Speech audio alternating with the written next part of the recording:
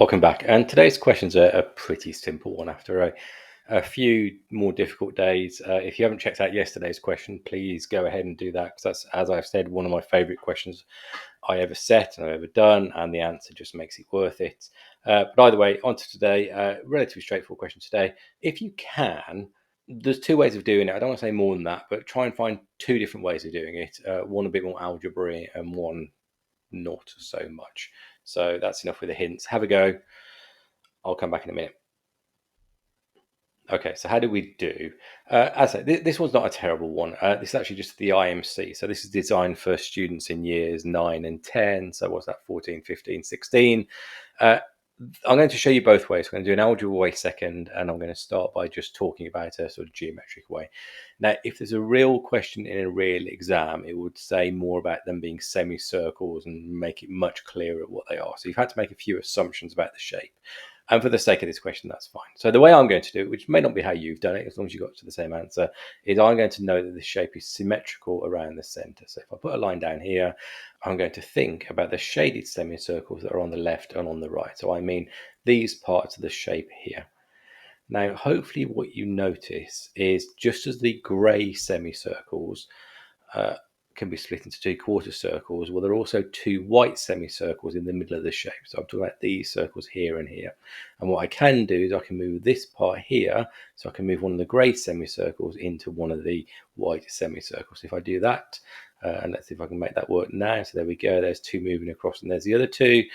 And albeit not the best animation in the world, because that's definitely not my skill, you can hopefully see that what I've done is I've moved the half of the shape that's on the outside onto the inside, and that means that therefore it must be the case that the shaded part is half of the shape. It's not a proof, it's a demonstration. But if you got the half, as I say, not the most difficult question, but well done.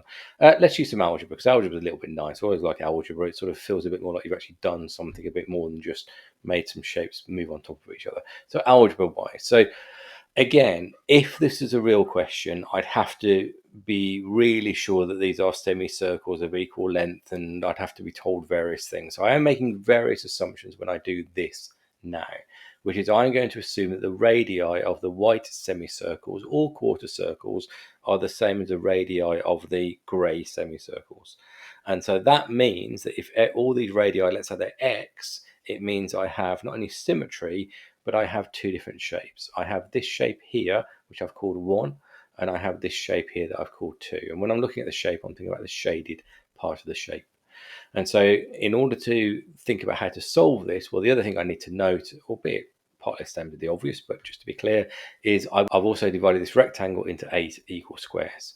And so then it's just a case of bringing it all together. So remember what I'm trying to do. I'm trying to work out the fraction that is shaded.